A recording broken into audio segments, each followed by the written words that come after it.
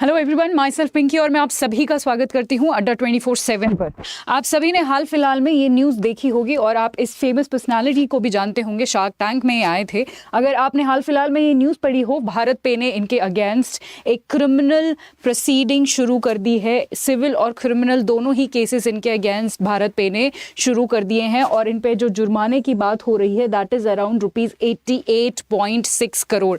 आज के पूरे लेक्चर में हम समझने की कोशिश करेंगे कि पूरा मुद्दा क्या है, कब से ये चीज़ें शुरू हुई और किस तरीके से ये आगे बढ़ी। और आज के एनालिसिस में हम जानने की कोशिश करेंगे कि अगर ये जो इल्ज़ाम इन पर लगाए गए हैं अगर ये प्रूफ हो जाते हैं तो आगे क्या कुछ पॉसिबिलिटीज़ है, फ्यूचर में क्या हो सकता है वगैरह वगैरह। तो आइए आज का सेशन शुरू करते हैं। तो जैसा कि आप देख सकते हैं, सिविल और क्रिमिनल दोनों ही प्रोसीडिंग्स इन पर शुरू कर दी हैं। 2018 में अगर मैं भारत पे की बात करूं, 2018 में भारत पे को बनाया गया था, राइट। ये बेसिकली किस चीज़ के लिए बनाया गया था आप सबको पता है, इंटर ऑपरेटेबिलिटी को मेंटेन करने के लिए। हम सबको पता है भारत पे इसके आने से पहले, ये QR कोड के आने से पहले हम अलग अलग जगह से पेमेंट करते थे। हम पेटीएम से अलग पेमेंट हो रहा है, हमारा फ़ोन पे से अलग हो रहा है। इसने जो है इंटर ऑपरेटेबिलिटी को बेटर बना दी, या फिर बोल सकते हो कि इंटर ऑपरेटेबिलिटी को इन QR कोड से अलाउ किया। अब सारे प्लेटफॉर्म्स के लिए आप सेम ही QR कोड स्कैन कर सकते हो। ये हम सबको बहुत अच्छे से आई एम श्योर पता है, हम रोजमर्रा की जिंदगी में इसको यूज भी करते हैं, राइट। चलिए, सो ये पूरी जो कहानी है ये शुरू होती है लगभग 2022 के शुरुआत से, जनवरी 2022 के शुरुआत से, जब आपने बहुत ही एक बहुत ही फेमस एक चीज़ जो है वो लीक हुई थी, एक रिकॉर्डिंग लीक हुई थी। कोटक महिंद्रा के एम्प्लॉय और अशनीर के बीच में एक रिकॉर्डिंग लीक हुई थी और तभी से ये मामला जो है शुरू हो गया है। तभी से ये पूरे ये पर्सनालिटी है और इनके जितने भी चीज़ें हैं ये कंट्रोवर्सी में रही है। आप सभी को पता होगा नायका का IPO था, उससे रिलेटेड इन दोनों की एक कॉन्वर्सेशन थी जो मार्केट में रिलीज हुई थी, सोशल मीडिया पे बेसिकली लीक हो गई थी। और इनफैक्ट लीक नहीं हुई थी, वो किसी ने जानबूझकर डाली थी, हालांकि उसको बाद में डिलीट कर लिया गया, पर तब तक सब लोग सुन चुके थे। तो ये पूरी कहानी जो है मैं ये बताना चाहती हूँ कि तभी से शुरू है। और इसके बाद ये सब होने के बाद यहाँ के जो बोर्ड मेंबर्स थे, भारत पे के जो बोर्ड मेंबर्स थे, उन्होंने किसी विसिल ब्लोअर के जानकारी देने के बाद एक ऑडिटर की टीम बिठाई, एक ऑडिटर की टीम बुलाई, ये देखने के लिए कि इन्होंने जो भी चीज़ें करी हुई हैं, जो भी मिस अप्रोप्रिएशंस इन्होंने करे हुए हैं, क्या वो सच है या नहीं है, या फिर क्या क्या मिस अप्रोप्रिएशंस इन्होंने और इनकी वाइफ ने कंपनी में करे हैं। तो ये ऑडिटर की टीम की मैं बात कर रही थी कि जो बेसिकली भारत पे जो कंपनी है उन्होंने बुलाई, और उसके बाद ऑडिटर की टीम्स के जो भी रिजल्ट्स देने के बाद इनकी जो वाइफ थी उनको कंपनी से बाहर निकाल दिया गया। ये मैं बात कर रही हूँ February 23 फरवरी 2022 की मैं यहाँ पर बात कर रही हूँ, जहाँ पर उनको यहाँ से कंपनी से निकाल दिया गया। अब क्या क्या चार्जेस इन पर लगे थे वो भी हम एक बारी क्विकली देख लेते हैं। देखिए, फेक बिल्स इन्होंने जनरेट किए और कंपनी से पैसे लिए, ठीक है, एक ये आरोप इन पर लगा था। दूसरा, फिक्शियस वेंडर्स, मतलब जो वेंडर्स एग्जिस्ट ही नहीं करते हैं, अपने आप में इन्होंने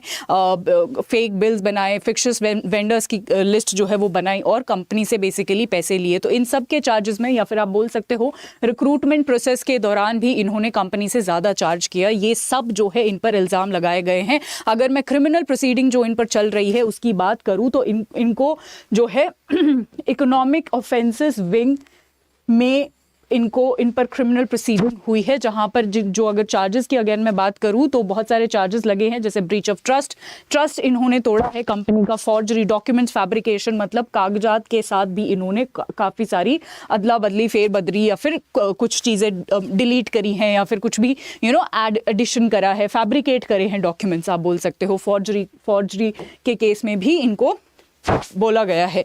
अब मैं बात करूं कि हाईकोर्ट का इस पर क्या फैसला है, तो देखिए हाईकोर्ट में ये केस गया है और हाईकोर्ट ने अभी के लिए फिलहाल के लिए ये बोला है कि हम आपको 2 हफ्ते का टाइम देते हैं। इन 2 हफ्तों में देखते हैं चीज़ें किस तरीके से क्या होती है। और अगर हाईकोर्ट में ये जो केस इनके अगेंस्ट डाला गया है, अगर ये प्रूफ हो जाता है, इन हस्बैंड वाइफ या जो भी इनसे कनेक्टेड लोग हैं इन पर डाला गया है वो केस, अगर वो प्रूफ हो जाता है तो it can even lead to imprisonment of 10 years. तो ये इसका इम्प्लीकेशन है क्रिमिनल केस का, जो आप यहाँ पर देख सकते हैं। अगर मैं ये जो पूरा जुर्माना इन पर लगाया गया है या फिर की बात करी गई है, एटलीस्ट अभी जो है ये पूरा जो केस है ये प्रूफ नहीं हुआ है, ये सिर्फ एक कंप्लेन है, अभी एफआईआर नहीं हुई है, ये सिर्फ एक कंप्लेन है। अभी इनको समय दिया गया है, देखते हैं आगे आगे क्या होता है वो हम देखेंगे। बट ये जो 88.6 करोड़ की मैं बात कर रही थी, इनको अगर मैं ब्रेकअप इनका करके देखूँ तो यहाँ पर फेक इनवॉइसेस जो इन्होंने क्रिएट करे हैं उनके लिए भारत पे ने 71.7 करोड़ का इन पर चार्ज लगाया है। फेक इनवॉइसेस मतलब फेक बिल्स क्रिएट करना, ठीक है, फेक बिल्स बनाए जानबूझ के। इनकी वाइफ ने, स्पेशली इनकी वाइफ के से रिलेटेड ये खबरें आ रही थी काफ़ी टाइम तक कि उन्होंने फेक बिल्स बनाए और उसके फेक बिल्स के एवज में भारत पे से पैसे लिए, कंपनी से पैसे लिए। उसके बाद पेनल्टी पे टू जीएसटी अथॉरिटीज़ इन्होंने उसमें भी घपला किया और 1.66 करोड़ उस पर ये चार्ज लगाया गया है। रिक्रूटमेंट सर्विसेज के लिए भी इन पर 7.6 करोड़ का चार्ज लगाया है कि इन्होंने इतना पैसा भारत पे से एक्स्ट्रा ऐसे लिया है। पर्सनल एक्सपेंडिचर भी इन्होंने इतने लाख का किया है, 59.7 लाख का करा है, तो वो चार्जेस भी इनसे मांगे गए हैं। उसके साथ साथ 5 करोड़ का जो कंपनी को रेपुटेशन का घाटा हुआ है, रेपुटेशन जो कंपनी की कम हुई है या घटी है, उसकी वजह से 5 करोड़ का ये पेनल्टी इन पर लगाई गई है। राइट ये जब तक फैसला आता है तो भारत पे ने ये भी रिक्वेस्ट करा है कि हमें इंटरिम रिलीफ दिया जाए, कि जब तक फैसला आता है हाई कोर्ट का तब तक हमें हमारी ये डिमांड मानी जाए। भारत पे की डिमांड्स है जो मैं आपको यहाँ पर पढ़ के बताने वाली हूँ।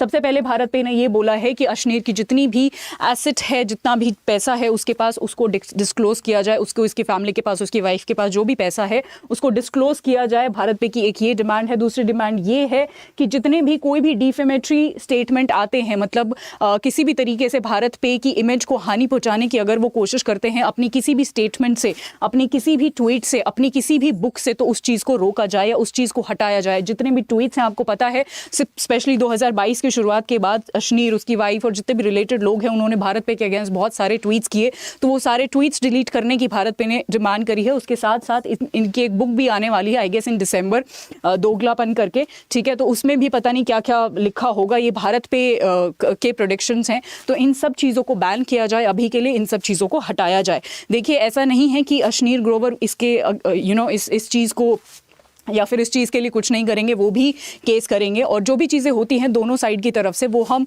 आगे के लेक्चर्स में या जिस भी तरीके की अपडेट्स आती है I will keep covering for you.